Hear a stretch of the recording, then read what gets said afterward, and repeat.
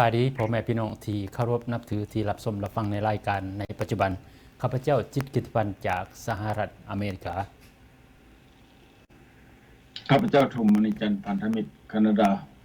เจ้าน้องก่อนจะเข้าสู่รายการขอถามสักทายสบายดีพ่อแม่พี่น้องที่รับชมรับฟังในรายการในปัจจุบันนี้เนาะมื้อนี้ก็เป็นมื้อหนึ่งสำคัญในรายการคนในลูกปลุกให้ตื่นเนาะซึ่งมีข้าพเจ้าและก็ทีมงานพันธมิตรในภาคส่วนแคนาดาคือท่านทุมมณีจันทร์ที่เข้ามารวมถึงในรายการที่เบ้าถึงเรื่องสภาพการต่างๆเรื่องปัญหาของประเทศชาติบ้านเมืองก่อนจะเข้าไปสู่รายการข้าพเจ้าจะขอประชาสัมพันธ์ซึ่งท่ององค์การพันธมิตรของพวกเราได้เดินทางไปประเทศฝรั่งซึ่งจะได้มีการประชุมถึงเป็นการครบรอบ10 ปีในที่การจะตั้งเนาะอยู่ในประเทศฝรั่งหลังจากนั้นก็ในมืออื่นตอนแรกหรือว่าเป็นตอนเช้าของมื้อวันเสาร์ในเวลา 2 โมงจะได้มีการถ่ายทอดสดจากประเทศฝรั่งเศสเข้ามาใส่สู่สถานีแอตแลนตาของพวกเราจะได้ถ่ายทอดสดก็ซึ่งมีทีมงานจะเข้ามารวมในรายการจะเว้าถึงสภาพการประชุมครั้งนี้แล้วมันมีขึ้นใดเนาะก็อยากให้พ่อแม่พี่น้องของเฮาได้ติดตามในรายการก็เข้าใจว่ามันก็เป็นเวลาที่ซ่าๆน้อยๆเล็กๆน้อยหนึ่งน้องเลยก็เป็นเวลาที่ว่าในช่วงที่พวกเฮาจะอยู่จะนอนแล้วก็ตามพ่อแม่พี่น้องซึ่งว่าเวลาก็มีความแตกต่างกันระหว่างสหรัฐอเมริกาและก็ประเทศฝรั่งเศสคือพระเจ้าเข้าใจว่าแม่น6 ชั่วโมงครึ่งที่มีความแตกต่างกันในเวลาเนาะฉะนั้นก็ตามก็เฮียนเซินทุกท่านที่ติดตามในรายการถ่ายทอดสดในตอนแรกของมื้อวันเสาร์เนาะขอเชิญตาตุ่มเจ้าก็คนอื่นก็ขอเคารพนับถือพ่อแม่พี่น้องที่ติดตามให้เกียรติติดตามในรายการคนให้ลูกปลุกให้ตื่นของเฮามื้อนี้ก็เป็นวันที่10 เดือน 10 2019เนาะก็มาพบกับพ่อแม่พี่น้องอีกเช่นเคยก็ได้นำเอาสิ่งที่สำคัญมื้อนี้ก็ถือว่าเป็นมื้อสำคัญอันนึงพิเศษก็ว่าได้เนาะพ่อแม่พี่น้องประเด็นที่สำคัญที่1นั้นก็เป็นประเด็นที่ว่าแห้งฮ้อนอยู่ในประเทศลาวที่หากว่าสิเกิดขึ้นวันที่5ผ่านมาเนาะคือการระเบิดหินของบริษัทจีนที่มีข้อพิพาทเฮ็ดให้ประชาชนลาวตายบ้านเรือนเสียหาย80 กว่าหลังเนาะอันที่2ก็แม่นแข่งบ่อแก้วทำพิธีเผาจูดยาเสพติด13ล้าน138,000 กว่ากิโลเนาะและประเด็นที่3ก็แม่นกลุ่มอนุรักษ์แม่น้ำของได้ออกมาประท้วงเสนอให้ยกเลิกการสร้างเขื่อนแม่น้ำของที่หลวงพระบางเนาะประเด็นที่4นี้แม่นไทยออกข่าวลาวฮื้อถอนป้ายโฆษณาภาษาจีนอันนี้เราจะได้เว้ารายละเอียดต่อไปเนาะพอไม่มีน้องดังนั้นแล้วเจ้าพิธีกรจะนอกกับมื้อนี้ก่อนจะเข้าสู่รายการเฮาก็จะมีบทความที่จะเอารมในเรื่องความเข้าใจต่างๆเรื่องการที่ว่ามีแนวคิดที่มีความแตกต่างกันเป็นหยังเฮาจึงเกิดมีความแนวคิดที่มีแตกต่างกันครับพระเจ้าจะยกเป็นประเด็นเล็กๆน้อยๆนึงดังนั้นการที่เฮาเกิดมีความเข้าใจที่มีความแตกต่างหรือว่าความรู้สึกหรือว่าการเรียนรู้หรือว่าการรับรู้ที่มีความแตกต่างกันนี่มันมีทั้งผลดีและผลเสียผลดีหรือผลเสียนะมันคือแนวใดล่ะให้เฮามาคำนวณถึงอีกภาคส่วนหนึ่งที่มีความแตกต่างกันในโลกบนโลกนี้เนาะพ่อแม่พี่น้องความเข้าใจแต่ละกลุ่มแต่ละกองแต่ละประเทศแต่ละการจัดตั้งแต่ละขบวนการต่อสู้หรือว่าแต่ละแนวคิดแต่ปัญญาแนวคิดแต่ละอันก็มีความแตกต่างกันแต่ว่าสิ่งที่เฮาความแตกต่างกันหั่นเฮาสิเอาสิ่งใดสิมาเป็นในส่วนลบและสิ่งใดที่มีเป็นส่วนบวกเป็นหยังที่เว้าถึงความแตกต่างโดยเฉพาะแล้วก็แม่นลูกหลานของพวกเฮาที่เว้าถึงมาสภาพการเรื่องปัญหาของประเทศชาติบ้านเมืองที่เกิดมีความบกพร่องหรือว่าเกิดมีความปัญหาที่บ่สามารถที่แก้ไขได้แต่ว่ามันอาจจะแตะต้องแต่ภาคส่วนหนึ่งที่มีแนวคิดที่แตกต่างกั กับลูกหลานของพวกเขาที่ออกมาเสนอเว้าถึงเรื่องปัญหานี่ล่ะแต่ว่าเป็นหยังผู้ดังกะผู้หนึ่งจังคิดว่าตนเอง แนวคิดของตนเองนี่จะต้องมียืนอยู่เป็นหลักคือนี่แล้วก็ส่วนหนึ่งที่ลูกหลานของพวกเฮายกประเด็นออกมาที่มาเว้าถึงสภาพการเบ่งบ่งบอกถึงว่าควรจะปรับปรุงแก้ไขหรือว่าควรจะให้ความสำคัญแต่แนวคิดผู้หนึ่งนั่นคือในใดแล้วเฮาว่าบางในโลกที่ในโลกเสรีธิปไตยเขาเฮ็ดเขาทำกันเองความขัดแย้งทางแนวคิดก็เกิดมีหลายในโลกเสรีธิปไตยคือแต่ละการจะตั้งต่างๆหรือว่าจะมีการต่อว่าต่อขานต่อสู้กันอยู่ในสภากันต่างๆก็เป็นวิธีหนึ่งในการแลกเปลี่ยนข้อมูลความเข้าใจที่ให้มันเป็นผลงานอันหนึ่งในการที่จะบรรลุเป้าหมายในการที่จะจัดตั้งสิ่งใดสิ่งหนึ่งเกิดขึ้นอันนี้เป็นจุดสำคัญในประเทศที่เสรีธิปไตยเขาเว้ากันเขาว่ากันโดยที่เราเฮามาเบิ่งเรื่องโลกของสังคมนิยมหรือว่าเขาเอื่นว่าในโลกของเผด็จการแต่ว่าเขาเจ้าคิดว่าเขาเจ้าเป็นลักษณะที่บ่แม่นเผด็จการแต่ว่าคำเสื่อมั่นในจุดแนวคิดอันเดียวแต่บ่สามารถที่ว่าจะแตะต้องได้หรือเว้าถึงได้หรือว่าจะมาท่วงดึงแนวใดในหนึ่งในแนวคิดของผู้นั้นได้นี่ก็เป็นลักษณะในการปกครองแบบสังคมนิยมที่เฮาฮู้จักนำกันว่าก็ว่าหลายประเทศที่เขาจะบอกกันในเรื่องสังคมนิยมและก็หลายประเทศที่เชื่อมั่นว่าสังคมนิยมนี่เป็นสิ่งที่สำคัญอันหนึ่งในการที่จะนำพาประเทศชาติบ้านเมืองให้มีความเจริญรุ่งเรืองและมีความเท่าเทียมกันแต่ว่าในที่สุดก็เลี้ยวเห็นความบกพร่องในว่าการเป็นผู้นำผู้เดียวเป็นผู้เผด็จการเป็นผู้บงการเป็นผู้บอกสิโดยที่บ่รับรู้หรือบ่รับฟังหรือบ่ยอมรับในสิ่งใดสิ่งหนึ่งที่ส่วนหนึ่งมาเสนอในจุดนั้นและสิ่งนี้นี่ล่ะก็เป็นสิ่งหนึ่งที่ให้พวกเขาเก็บกำเป็นรวบรวมไว้ละคิดว่าท่านทุมมีข้อมูลอันสำคัญหนึ่งในความแตกต่างทั้งความแนวคิดบ่แต่ละประเทศที่กระเจ้ามีเกิดมีความขัดแย้งกันและก็ควรจะมีการเข้าใจรวมแก้ไขปัญหากันขึ้นอย่างไรเป็นยังจึงเกิดมีความขัดแย้งเนาะในสิ่งเหล่านี้ก็ที่ข้าพเจ้าอยากยกมาเป็นประเด็นอีกหน่อยหนึ่งก่อนจะเข้าเป็นเรื่องลึกๆอีกต่อไปเนาะท่านตุ้มเจ้าก็ขอบใจเนาะมื้อนี้ข้าพเจ้าก็อยากจะมาเว้าเรื่องนี้เช่นกันและก็อยากจะมาใส่ซื่อหัวข้อเรื่องนี้ว่าปลดล็อกให้ลาวนอกลาวในเข้าใจกันเนาะล็อกนั้นคือแนวใดแล้วจะก่อนจะก้าวเข้าไปสู่ล็อกหน่วยนั้นหั่น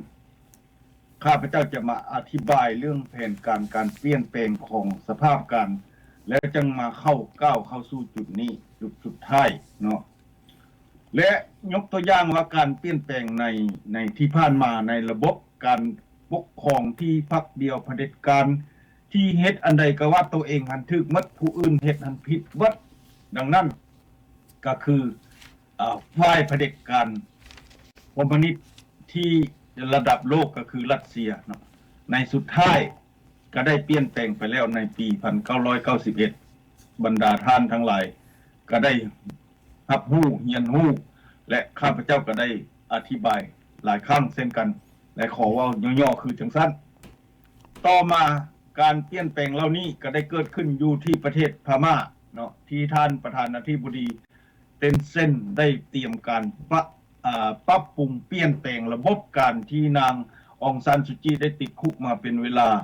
20 ปีก็ถึกปลดปล่อยออกและก็เพิ่นก็ปลดปล่อยนักโทษการเมืองออกไปเบิดแล้วก็เปลี่ยนแปลงระบบให้มีหลายพรรคการเมืองมาแข่งขันการเลือกตั้ง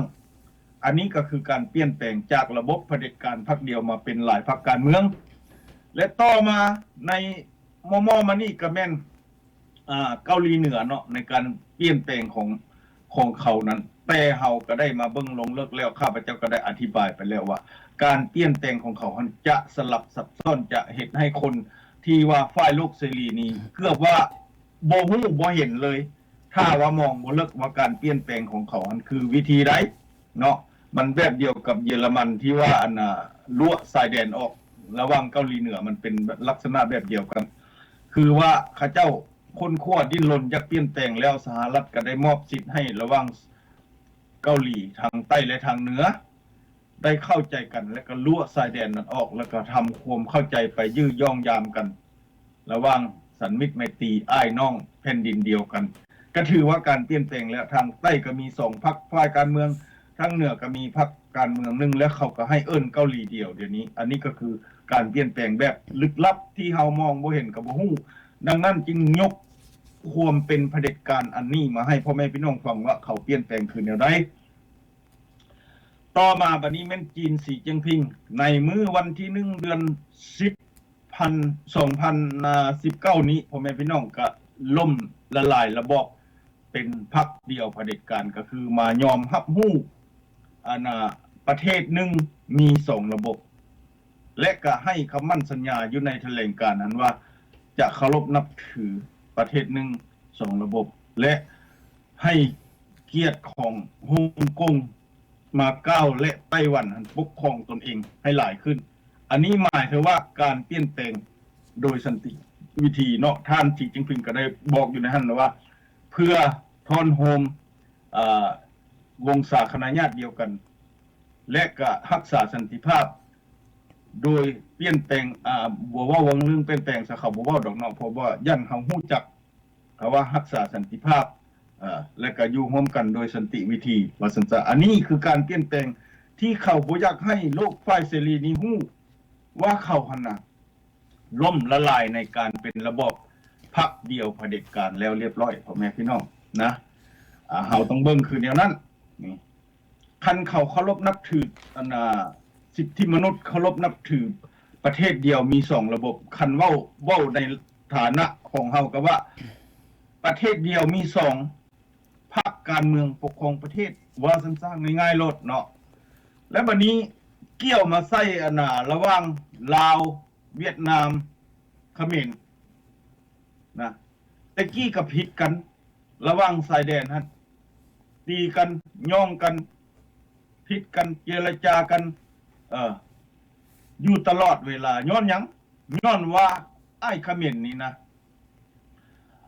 เบิ่งลาวกับเวียดนามมันเป็นศัตรูเพราะว่าลาวเป็นลูกน้องของเวียดนามเวียดนามมาเข้าฝ่ายอเมริกาแล้วเขมรนี่เข้าจีนกับฝ่ายอเมริกากับบ่ถือกันอยู่แล้วเนาะดังนั้นเขมรจึงถือว่าเวียดนามกับลาวนี่เป็นศัตรูเขาจึงพิษกันอยู่ตลอดและตอนนี้บัดนี้พ่อแม่พี่น้องเกี่ยวมาใส่ตอนปัจจุบันนี้ที่กำลังเว้าอยู่นี่แม่นหุ้นเส้นหันจะได้กลับคืนเข้าไปในวันที่9เดือนโนเวมเบอร์2019นี้อันนี้คือการเปลี่ยนแปลงพ่อแม่พี่น้องหุ้นเส้นก็ได้ออกมาแถลงการป้องกันตัวเองไว้ป้องกันอำนาจไว้อีกเพื่อความแน่ใจไว้ซะประกาศให้ประชาชนหันอยู่ในความสงบและก็บ่ให้ออกมาประท้วงบ่ให้ออกมาเฮ็ดคือแต่เก่าว่าสนับสนุนแซมรังสีบ่คนล้มรัฐบาลหุ้นเส้นบ่ก็บ่ให้มีถ้าผู้ใดมีก็สิจับไปขังคุกไว้เบิด อันนี้ก็คือการข่มขู่ของเผด็จการคือเก่าเนาะแต่ว่าจังใดก็ได้ยอมจำนนถ้าว่าหุ้นเส้นนี้หักยอมจำนนให้แซมรังสีนี่พรรคฝ่ายค้านนี้คืนเข้าไปก็หมายความว่าการเปลี่ยนแปลงเกิดขึ้นในอินโดจีนของเฮาเนาะบัดนี้เป็นหยังบัดนี้เฮามาเบิ่งการตัดสินใจของหุ้นเส้นนี่เป็นหยังจังยอมให้พรรคฝ่ายค้านเข้าไปคืนอีกก็ย้อนว่าจีนนี่ก็ได้ล้มระบอบแล้วผู้เป็นนายหั่นบ่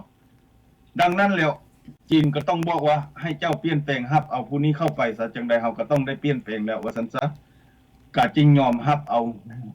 แซมรังสีนี้เข้าไปพ่อแม่พี่น้องอันนี้คือการเปลี่ยนแปลงอันใหญ่หลวงที่โอกาสของพวกเฮามาฮอดแล้วในปัจจุบันนี้ฉะนั้นจึงการต่อสู้เฮาจึงบ่เป็นการที่เสียเวลาบ่เป็นการที่เสียประโยชน์บ่เป็นการที่ว่าเฮามาเฮ็ดแบบบ้าๆบอๆเฮ็ดแบบบ่มีหัว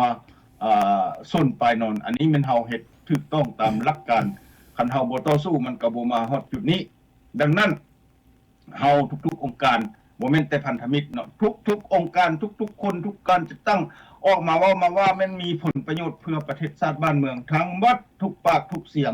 ทุกกระบอกเสียงข้าพเจ้าก็ขอสรรเสริญพวกท่านที่มีกำลังอกกำลังใจต่อสู้มาฮอดจุดนี้ดังนั้นเฮาจึงมาปลดล็อกบัดนี้ข้าพเจ้าจึงอยากมาปลดล็อกในเมื่อมันมีการเปลี่ยนแปลงสภาพ การเปลี่ยนแปลงในแหลมอินโดจีนเกิดขึ้นอยากปลดล็อกบอกเพราะว่าล็อกตัวนี้มันล็อกใหญ่ที่สุดเฮาจนว่ามองกันนี่มองพ่อกับลูกมองกันนี่เป็นศัตรูไปเลยนะล็อกตัวนี้มันล็อกบักใหญ่ที่สุดคือล็อกนี้คือว่าระบอบเผด็จการนั่นแหละพี่น้องระบอบเผด็จการนั้นก็มีนโยบายการเป็นเผด็จการนั่นแหละแต่ระบอบแต่ละพรรคการเมืองแต่ละกลุ่มองค์การจะตั้งมีนโยบายหมดแต่นโยบายตัวที่เราใช้อยู่ปัจจุบันนี้ที่มาเสี่ยมสอนให้ลูกหลานเฮาเกียรติสั่งพวกเฮานี่แม่นนโยบายที่เพื่อผลประโยชน์ของแก้วแดงฮานอยแม่นแก้วแดงฮานอยเป็นผู้เขียนให้เราสั่งเราเขียนให้เราเกลียดกันเขียนให้เราฆ่ากันเขียนให้เรานี่นะแยกกันออกเป็นฝ่ายแล้วก็ตีกันสั่งกันด่ากันคู่มือนี่แม่นนโยบายของแก้วแดงฮานอยวางแผนออกมาทั้งหมดอันนี้แหละมันจึงเอิ้นว่าเฮาจึงเอิ้นว่าพวกนี้เป็นพวกสร้างความแบ่งแยกแบ่งสั้นวรรณะสร้างความแตกแยกให้คนลาวเพื่อโอกาสของเขาจะได้เข้ามากำอำนาจอยู่ในประเทศลาวมาแบ่งเอาดินแดนของประเทศลาวเฮาไปเป็นผลประโยชน์ของประเทศเขานี่แหละพี่น้องอยากมาแจ้งการให้พ่อแม่พี่น้องเป็นทางการเลยก็ได้ว่ามื้อนี้ข้าพเจ้าจึงมาใส่หัวเรื่องว่าปลดล็อกให้ลาวนอกและลาวในเข้าใจกันนะแม่นนโยบายของแก้วแดงฮานอยที่มาเขียนให้คนลาวเฮานี่แยกกันออกไปแตกแยกสร้างความแตกแยกสามัคคีพ่อกับลูกก็ฆ่ากันพ่อกับลูกกับหลานคือคู่มือนี่ก็เห็นกันเป็นศัตรูบอกดังนั้นแล้วขอให้ลูกหลานทางในประเทศท่านจงได้ยุติเชื่อฟังและปฏิบัติตามนโยบายคำสั่งแผนการอันโหดเหี้ยมของป้าเทือนของแก้วแดงฮานอยที่เขียนรัฐธรรมนูญมาให้เขียนนโยบายมาให้เขียนความสร้างความแตกแยกให้ว่าลาวนอกนี้เป็นศัตรูนัมเบอร์ 1ให้ยุติยกเลิกอันนี้คือล็อกใหญ่ที่สุดตอนนี้เป็นอย่างข้าพเจ้าจึงมาว่าตอนนี้เพราะมันใกล้จะเปลี่ยนแปลงแล้วให้มันเบิดความเป็นคิดอาฆาตบาดหมางความเกลียดแค้นการเป็นศัตรูกันให้มันเบิดไปการเปลี่ยนแปลงมันจะต้องเข้าไปสู่จุดที่ดีๆนำกันเบิดพ่อแม่พี่น้องนะอันนี้เป็นมือนี้ที่ข้าพเจ้าเป็นถือว่าเป็นมือสำคัญอันนึงที่ข้าพเจ้าคิดค้นออกมาได้คือดังนี้เนาะเอาท่านพิธีกรเจ้าเนาะการที่ว่าเฮามี2ระบบว่าแม่นมาเกิดขึ้นมาในยุคนี้มันเกิดขึ้นมาในผ่านพ้นมาคือในเมื่อก่อนเยอรมันก็มี2ระบบเนาะทางอีสต์หรือเวสต์มีความปกครองแตกต่างกันและเมื่อก่อนก็มีเวียดนามอีกเส้นเดียวกันมีเวียดนามเหนือและเวียดนามใต้แต่เกาหลีก็เส้นเดียวกันเกาหลีเหนือและเกาหลีใต้บัดนี้ในปัจจุบันนี้ก็แม่นประเทศจีนที่ยอมรับให้มี2ระบบการปกครองเนาะเฮาบ่เบิ่งนํกันในสภาพการแบ่งออกเป็น2ระบบการปกครองได้มีความแตกต่างกันใดๆล่ะมันสิมีผลดีผลเสียคือไหนล่ะเฮาท่าไปเบิ่งอยู่นํกันเนาะก็สิ่งหนึ่งในเมื่อก่อนที่ทานทองรุ่นได้แถลงการอยู่ในสภาเพิ่นบอกว่าเปิดประตูเปิดสิ่งกีดขวางแล้วก็เปิดใจเนาะเป็นสิ่งอันนี้ที่เป็นสิ่งหนึ่งอุทาหรณ์ที่เพิ่นเว้ายกขึ้นมาในเป็นประเด็นอันหนึ่งเพื่อหยังเพื่ออยากให้คนลาวทั้งชาตินี่คิดเบิ่งว่าเฮาควรจะปรับปรุงแก้ไขตัวเฮาเองคือในใดตัวนี้ที่สำคัญมีแต่คนลาวของพวกเฮาแต่สามารถเว้ากันเข้าใจว่าอันใดควรแก้ไขอันใดควรจะมีการลดละหรือว่าส่วนใดที่เฮาควรจะมาหันหน้ามาเบิ่งสภาพการรวมกันการที่ว่ายอมรับเปิดกุญแจอันสำคัญอันนี้กลไกอันนี้ออกเพื่อให้เป็นประตูหนึ่งเข้ารวมกันเข้าใจกันเว้าถึงสภาพการในอยู่รวมกันถึงว่าพวกเฮาที่แตกแยกกันมาถึง40กว่าปีก็ยังย้อนปัญหาของแก้วอยู่เบื้องหลังในที่สร้างปัญหาหนึ่งให้คนเฮานี่เกิดมีความเกลียดชังกันให้คนเฮานี่เกิดมีความบ่ายเบี่ยงกันในทางด้านแนวคิดความรู้สึกและหลายเรื่องที่รวมกันมาจนถึงปัจจุบันนี้เฮ็ดให้เฮามีปากเสียงในที่ว่าสะท้อนใส่กันซึ่งกันและกันในที่สุดแล้วคนลาวของพวกเฮาเป็นคนหนึ่งที่เข้าใจในสภาพการความเป็นจริงรวมกันเนาะมีแต่เพียงแต่ว่าคือท่านทุ่มว่ามีแต่เวียดนามอยู่เบื้องหลังนั้นจะมาเขียนคมปากคมเว้าบอกว่าใส่ป้ายใส่สีต่างๆที่ให้พวกเฮานี่เกิดมีความคะแนนกันจนถึงปัจจุบันนี้ เวลานี้มันก็ถึงเวลาที่พวกเราจะเข้าใจกันแล้ว ในการที่จะแก้ไขปัญหาในชาติรวมกันพ่อแม่พี่น้องมีแต่คนลาวเฮาทั้งนั้นมันบ่เกี่ยวกันคำว่าเจกหรือแก้วจำพวกนี้ก็เป็นจำพวกที่อัตภาพอยู่ในประเทศชาติบ้านเมืองของพวกเฮาเท่านั้นเนาะท่านทุมเจ้าก็เป็นจังซั่นแหละเนาะดังที่ว่าธรรมดาแล้วหั่นน่ะจะเป็นบุคคลใดกลุ่มใดพรรคใดองค์การใดพรรคการเมืองใดในประเทศใดก็ตามในโลกนี้ร่างรัฐธรรมนูญร่างนโยบายขึ้นมาแม่นเพื่อสร้างสาพัฒนาประเทศชาติทั้งนั้นแม่นออกมาแข่งกันพัฒนาสร้างสาให้ประเทศชาติบ้านเมืองเจริญทั้งนั้นแต่เป็นอย่างว่านโยบายของพวกนี้เป็นอย่างจังมาจำแนกแบ่งแยกเฮาว่าเป็นศัตรูอันนี้สำคัญที่สุดดังนั้นถ้าลาวในลูกหลานเฮาหรือว่าผู้ที่มีอายุ45ปีอยู่ในระยะนี้นี่นะยังเข้าใจเฮาผิดย้อนว่าเกลแดงฮานอยที่มาเขียนนโยบายให้มีความเข้าใจผิดกันคือเดี๋ยวนั้นลูกหลานเฮาก็ได้บริโภคนโยบายไปคือนั้นแล้วก็มาตีราคาว่าเฮาเป็นศัตรูความจริงแล้วเฮาเป็นลูกเป็นพ่อเป็นแม่เป็นอ้ายพี่น้องลูกหลานกันเองแล้วมาเกลียดสั่งกันโดยที่ว่าเฮาบ่ได้ผิดกันบ่ได้ป้อยบ่ได้ด่ากันแม้แต่1ความแต่เป็นอย่างไปเข้าใจนโยบายอันซั่วซ่าของแก้วแดงฮานอยละมาเกลียดสั่งกันมาป้อยมาด่ากันนี่ล่ะให้เข้าใจอยู่จุดนี้ระหว่างลาวในและลาวนอกเฮาก็เส้นเดียวกันเข้าใจคือกันแล้วเฮาจะยกเลิกนโยบายของแก้วแดงฮานอยที่มาปลุกปั้นมาแบ่งแยกพวกเฮาระหว่างลาวต่อลาวนี่ให้เป็นศัตรูกันฆ่ากันเองอันนี้แก้วมันก็นั่งหัวยุ่มอยู่ฮานอยและผมพี่น้องกันถ้าเฮาปฏิบัติตามแผนการของมันฉะนั้นเฮายกเลิกตัวนี้ออกไปได้ปึ๊บเฮาก็มีความฮักแพงกันเฮามีความสามัคคีกันฉะนั้นจึงอย่าเอานโยบายมาเป็นข้อขัดแย้งแบ่งแยกความเป็นสายเลือดโลหิตอันเดียวกันขอห้องตอนนี้ต่อไปเนาะเอาท่านพิธีกรก็เส้นเดียวกันทุกครั้งที่บ้านเมืองของเฮาตกในภาวะอันคับขันข้าพเจ้าเชื่อมั่นว่าหลายคนอยู่ในต่างประเทศได้ยื่นมือเข้าไปซอยเหลือได้หลายอย่างพ่อแม่พี่น้องคือที่ผ่านมาตัวว่าเรื่องเขื่อนเซเปียนเซน้ำน้อยแตกบ่อหรือว่าปัญหาเรื่องน้ำท่วมใน6แขวงหรือปัญหาอื่นในครอบครัวพี่น้องพี่ๆน้องๆก็อยู่ในประเทศหลายคนก็ยื่นมือเข้าไปซอยเหลือแล้วก็หลายคนก็มีปัจจัยต่างๆที่เข้าไปซอยเหลือกันนี่ล่ะน้ำใจของความเป็นลาวของเฮาบ่สามารถที่ปะถิ่มกันได้แล้วแต่ว่าพวกเฮาต้องมาเบิ่งสภาพการตัวจริงว่าเดี๋ยวนี้เฮาเป็นหยังแล้วเป็นหยังเฮาจะมีแนวคิดขึ้นในนี่เป็นหยังเฮาจะคิดขึ้นในนี่เป็นหยังแนวคิดของพวกเฮาจึงคิดมีความแตกต่างกันเป็นหยังจะเฮาจึงเอาสิ่งเหล่านี้มาเป็นประเด็นหนึ่งสำคัญในต่อว่าต่อขานกันสร้างเรื่องต่อกันพ่อแม่พี่น้องเฮามาคิดเบิ่งมันอาจจะมีส่วนใดส่วนหนึ่งที่ว่ามาสร้างแนวคิดของพวกเฮานี้หรือว่าบังคับพวกเฮาหรือว่าเฮ็ดให้พวกเฮานี้ต้องเข้าใจผิดซึ่งกันและกันตัวนี้ล่ะข้าพเจ้าจะมายกมาเป็นประเด็นอันนึงที่มาเว้าเฮาให้เฮาฮู้สึกตัวและสำนึกเบิ่งสิ่งที่เฮาคิดผิดเฮาควรปรับปรุงแก้ไขมันถึงเวลาที่พวกเฮาจะต้องคิดแต่ถึงเวลาที่พวกเฮาจะต้องมีการแก้ไขผู้ที่คิดผิดแต่ยอมรับผิดผู้ที่ได้รู้จักว่าผู้อื่นเว้าผิดก็ยอมให้อภัยซึ่งกันและกันสิ่งเหล่านี้เป็นส่วนหนึ่งที่ลาวเฮาอยากเห็นอยากพ้อในปัจจุบันนี้เนาะท่านทุมเจ้าเฮาก็อยากก้าวเข้าไปตัวประเด็นที่2เนาะที่1เจ้าหลังจากสนทนานี้แล้วเฮาก็ว่าอยากให้ทางเทคนิคเส้นเพิ่นเตรียมกันใส่วิดีโอให้พ่อแม่พี่น้องเบิ่งเนาะการระเบิดหินบ้านโพนมานี้เมืองน้ำบากแข่งหลวงพระบางเป็นจังไดแล้วเฮาก็มาวิจัยกันเนาะเจ้าเสริญทางเทคนิคเส้นเพิ่นได้เตรียมการเอาขึ้นสายให้พ่อแม่พี่น้องเบิ่งว่ามันเป็นจังไดเว้าจังไดแล้วเรื่องนี้มันก็มีปัญหามาอยู่ตลอดเนาะก็ว่าหลายคนก็ยกขึ้นมาเป็นประเด็นแล้วก็หลายในโซเชียลมีเดียก็เว้าถึงสภาพการเหตุการณ์ที่มันเกิดขึ้น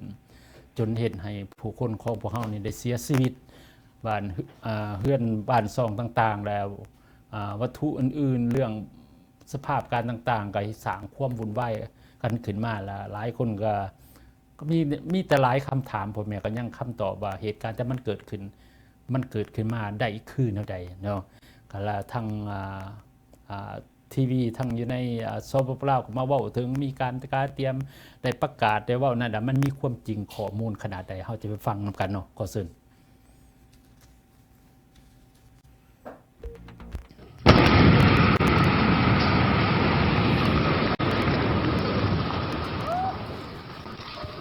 เหตุระเบิดหินอยู่โรงงานสีมังน้ำท่วม เมืองน้ำบากแขวงหลวงพระบาง ที่เป็นข่าวโด่งดังในค่ำของวันที่5 ตุลาที่ผ่านมานั้น พวกเราต่างคนต่างบ่ฮู้ว่าความจริงของข่าว ฉะนั้นมื้อนี้พวกเรามาฟังความจริงจากเจ้าหน้าที่ภาครัฐที่ได้ลงกวดกาสถานที่เกิดเหตุ ว่าต้นปลายสาเหตุเป็นแนวใดกันแท้ ตามการรายงานเบื้องต้นให้ฮู้ว่า การระเบิดหินครั้งนี้เฮ็ดให้เกิดความเสียหายหลาย เนื่องจากวิสาการบ่ปฏิบัติตามที่เคยเฮ็ดผ่านมา ได้มีการระเบิดหิน เพื่อเอาหินปูนเข้าเป็นวัตถุดิบป้อนโรงงานสีมังน้ำท่วม เมืองน้ำบากตามปกติ แต่เหตุการณ์ครั้งนี้ได้สร้างความสูญเสียทางด้านชีวิตและทรัพย์สินของประชาชนบ้านโพนมณีจำนวนหนึ่ง ท่านคำวรแก้วลุ้นหนุนรองเจ้าเมืองน้ำบากได้ให้สัมภาษณ์ว่า เมื่อวันนี้วันที่6พวกเราก็ได้ลงกวดกาประเมินผลโครงการเสียหาย เห็นว่ามีคนเสียชีวิตผู้หนึงแล้วก็มีจำนวนหนึ่งบาดเจ็บแล้วก็เก็บกำข้อมูลประเมินเกี่ยวกับผลเสียหายแต่ละครอบครัวเห็นว่า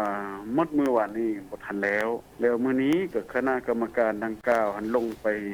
สืบต่อเพื่อเก็บกำข้อมูลประเมินครอบครัวเฮือนที่เปเพจะแม่นกระเบื้องจะแม่นซิมังจะแม่นสังกะสีจะแม่นอีสังต่างๆของการเสียหายตลอดฮอดบนว่าเรื่องสัตว์สาวาสิงเรื่องพาหนะรถล้างของประชาชนอยู่บ้านโพนมานี้และก็สมทบกับเจ้าหน้าที่ตำรวจแขวงเมืองไปลงไปกวดกาเก็บกำข้อมูลของบริษัททั้ง2บริษัทหันผู้รับเหมาสัมปทานหินปูนและก็โรงงานซิมังคือว่าเดี๋ยวนี้แม่นพวกเฮาจะสืบต่อสาเหตุที่มีถาดระเบิดนั้นอันนี้ก็แม่นความบ่ระมัดระวังของผู้รับเหมา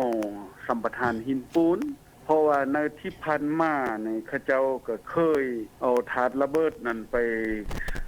ซิวไปเจาะแล้วก็ใส่ในคุ้มหันน้อยสุดก็แม่น10ถึง20ต้นนี่แหละแต่ละครั้งและก่อนจะจูดนั้นก็ต้องได้ทำพิธีทางศาสนา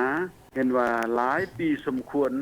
เห็นว่าบ่มีปัญหาแต่ว่าเทื่อนี้มันแม่นเรื่องบังเอิญเนาะที่ได้จูดระเบิดเห็นว่า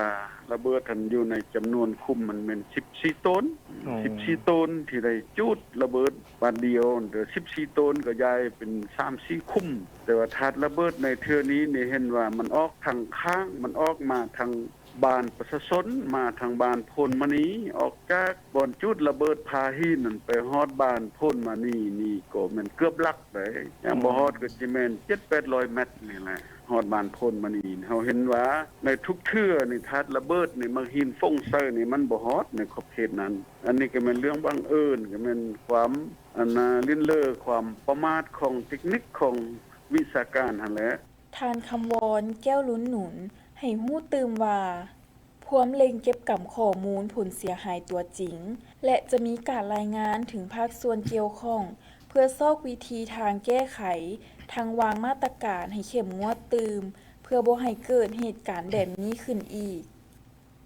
สนับสนุนโดยโคลาวแคร์และท่านสามารถติดตามโปรโมชั่นพิเศษและรายละเอียดเพิ่มเติม เจ้าขอส่วนทานทม